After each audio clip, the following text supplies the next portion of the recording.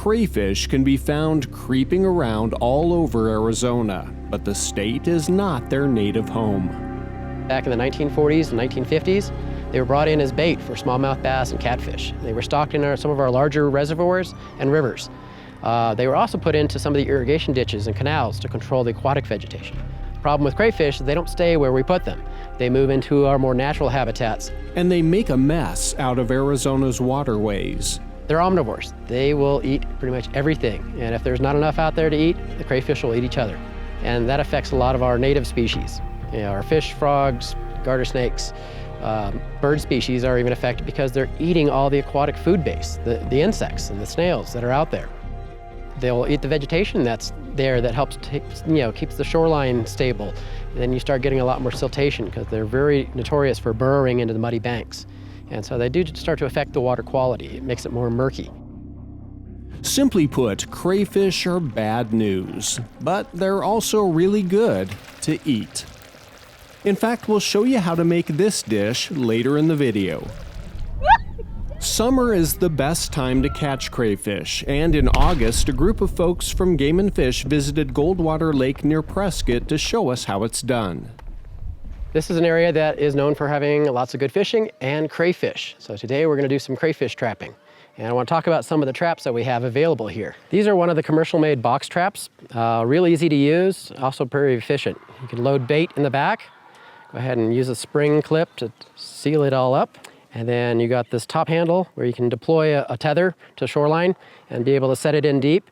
And the crayfish are going to climb up into the ramp and then drop into this back trap here. If anybody is into backpacking and want to be able to carry a lot of traps with a very minimal amount of space, these collapsible minnow traps or crayfish traps work really nice. They're also very lightweight mesh. This is more of a cylindrical funnel trap, typical of most minnow traps or crayfish traps. This one's different in that it usually has a larger aperture on both ends. One of the last of the commercially made traps is this umbrella trap. And this is one that's fairly large that has a lot of openings for the crayfish to come on in, get into the middle where there's bait, and then there's a place for you to get into it and be able to extract the crayfish out. This last type of trap is what we call a two-ring crab pot trap. And the way these work is you'll be setting them down into the water with the bobber hanging up. So you got bait in the middle, and then the crayfish will crawl onto the top, and then at that point, you'll use a dip net and hook pole to try to pull it off the bottom.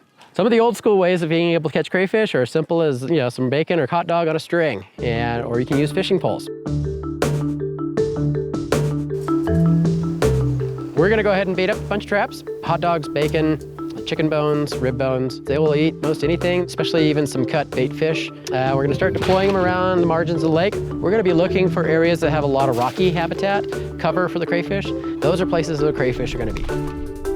All crayfish traps have to be 3 feet or less in any particular dimension. Anything larger than that is illegal.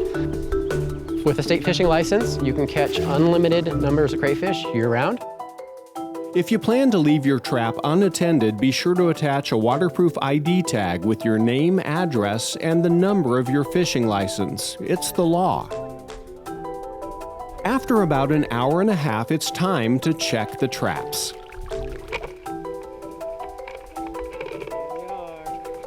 If you want to take crayfish alive, you got to make sure that they're buried under a lot of ice.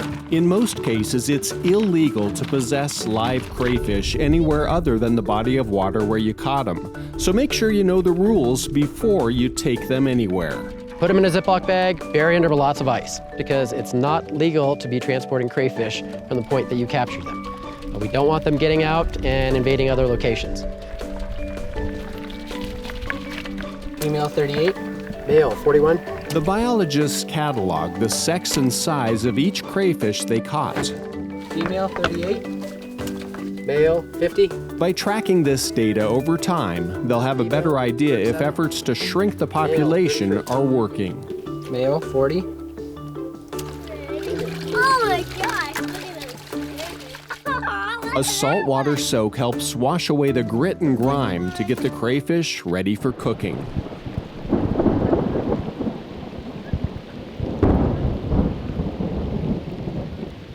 We had quite a rainstorm at the end of the day, so we're back here on a different day. Caught some more crayfish and just wanted to take you through how we're going to process those. The first thing we need to do is dispatch all of our crayfish. So likely a lot of these crayfish have already died from being underneath the ice. What you want to do is take the crayfish and just take a good sturdy knife. What you're looking for is right here at the base of the head and the thorax there. Is place the tip of your knife right there, and you're just slicing right down the middle of their head. And that finishes them off pretty quickly. It's the fastest, humane way to dispatch. Now the next phase we're going to go to, like I said, is deveining the crayfish and then taking the tail, separating the tail from the body. All these crayfish have 5 little fins here on their tail. You grab that center fin, snap in one direction and then the other, you pull the vein right out. You want to grab up here, this last section of their tail, and just kind of twist and pull. Separate that tail out. So now this next part, what I do is I lay the crayfish tail flat, and a lot of times what I'll do is I just put the edge of my fingernail or whatnot just to be able to hold it in place, because what you're doing is putting pressure and rolling your way through the crayfish. And it squeezes the meat right out of the tail and have a nice little chunk of crayfish tail meat here. So we ended up with about a half a pound of crayfish tail meat. This recipe here is just my version of a Spanish tapas dish. They usually do it with shrimp. But so we're gonna do the same thing. We'll start you wanna get your pot on heat, about medium-high heat. And to it we start with olive oil and some butter.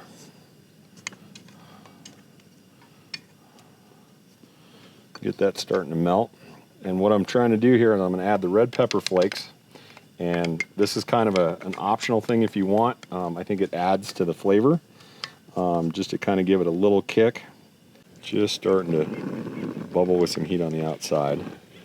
And so I'm going to add the garlic. And we're just going to kind of saute it a little bit, maybe about a minute or two, just to see, just till it starts getting fragrant. We can really smell that garlic coming through. It's like our rain's coming back. We're gonna beat it here. It's starting to smell really good. So I'll add the crayfish at this point. I'm gonna add some of this smoked paprika on top of it.